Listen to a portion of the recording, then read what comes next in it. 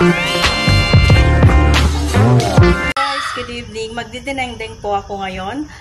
Bali, papakita ko po sa inyo itong ulam ko ngayon. Bali po ito, talbos ng sayote. Tapos may dalawang talong po ako dito. Tsaka sile. May kamatis na rin. Naka-prepare na rin po itong sibuyas at tsaka ginger.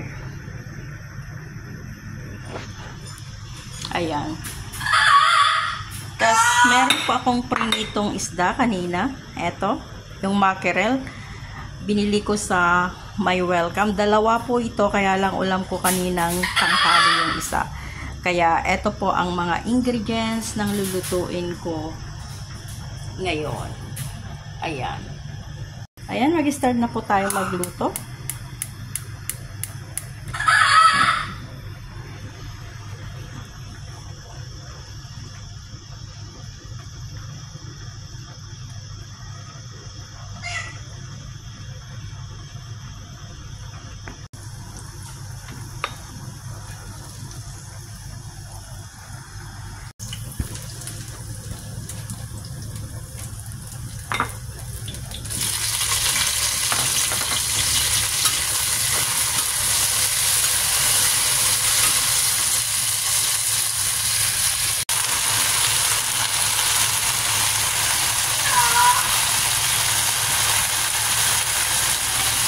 Ayan, pinagsasabay-sabay ko na po lahat.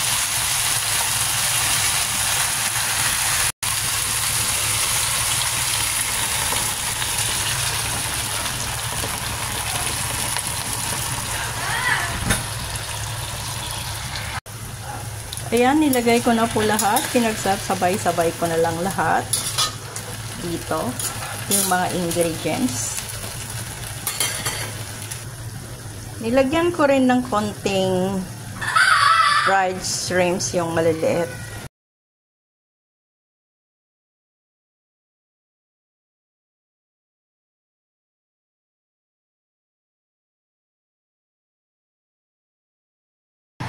Buksan po natin. Ito po.